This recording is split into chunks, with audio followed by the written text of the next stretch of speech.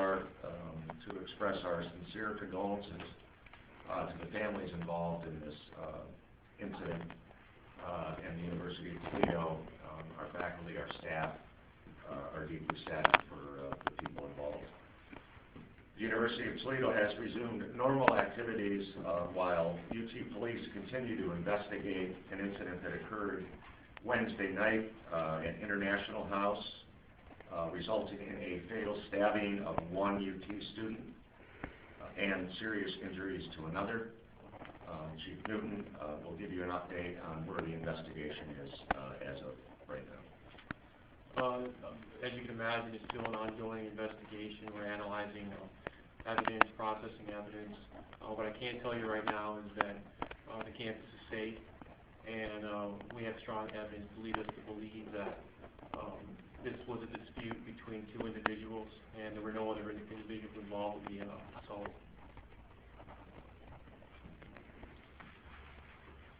During the semester break, there were 6 students in International House, and so that's where the students were staying, and so it was relatively small in occupancy. At this point, I'll open it up for questions that you may have. You said it was between 2 individuals, the 2 that were injured, the one that died and the other one. Is that what that fight was between?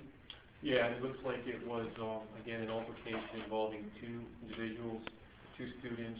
We believe that they had a friendly relationship prior to that, based on the information that we had, and there was some dispute that occurred, and unfortunately it had a deadly outcome. Were drugs and alcohol involved? We're certainly looking at that right now, but at this point, that's just part of the investigation. We'll be doing toxicology and things like that. Were they roommates? They were not roommates during the fall semester. However, because their primary residence halls closed during the break, they moved to the International House. It's the only residence hall that's open right now, and they did choose to be roommates during this break period.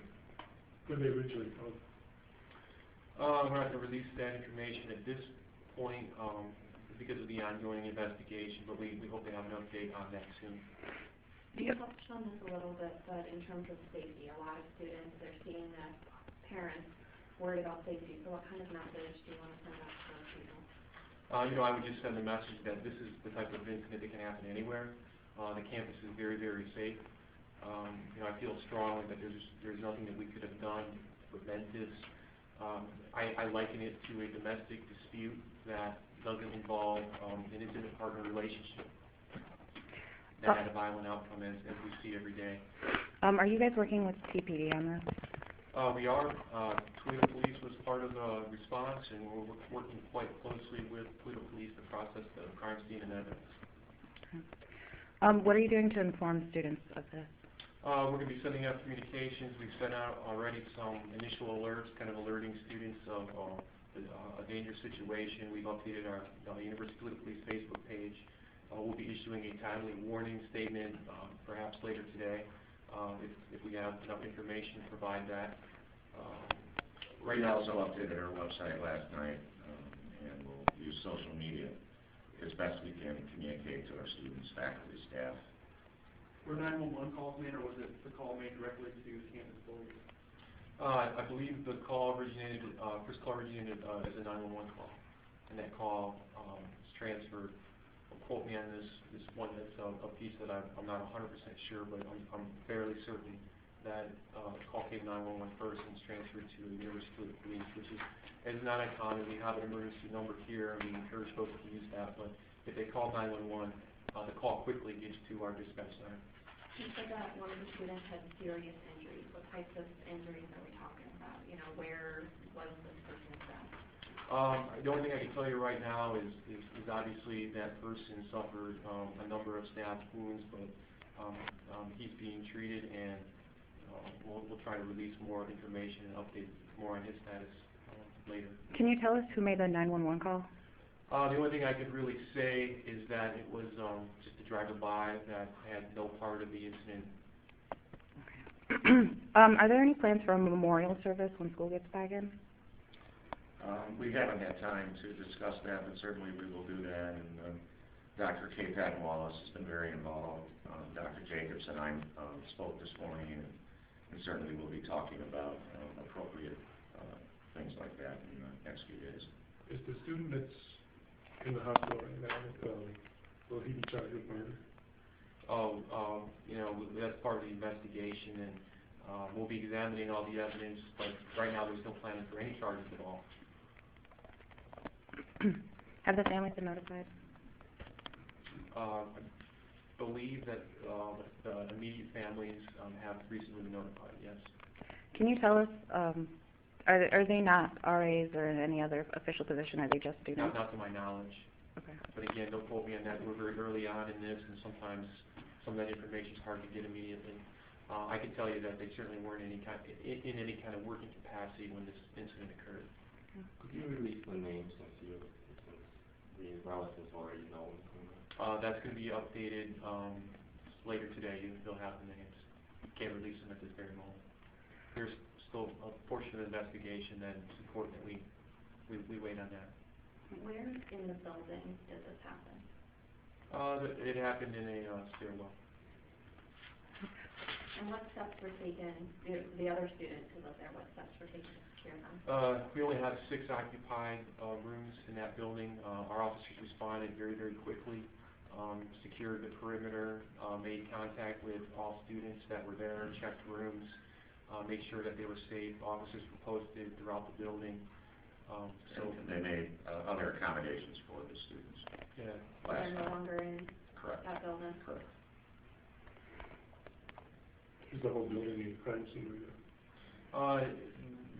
The whole building was not a crime scene the entire night. I mean, we cordoned off the perimeter of the building, and however, students were moved out immediately because we determined that the building was safe, and we didn't have this is where they're living. So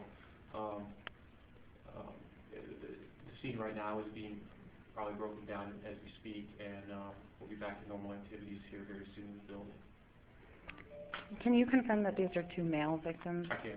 Okay. And you said that this happened in the stairwell, and the university had a new slew of video cameras put in earlier this semester.